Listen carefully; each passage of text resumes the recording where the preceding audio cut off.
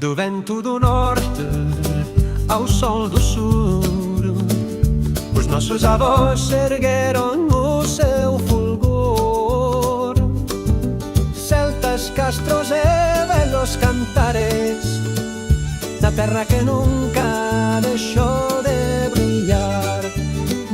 No barco sem volta, cruzando o mar, a América chamou, souberam trabalhar.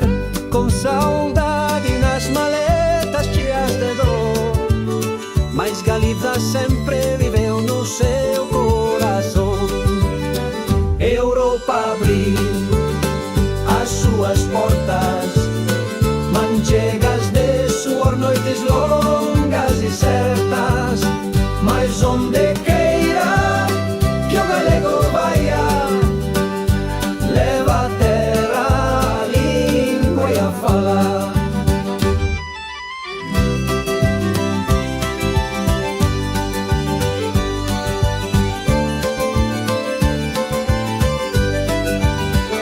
Hoxe somos terra de abrigo, misturamos mundos, somos caminho de horros a cidades, de rías a tradición.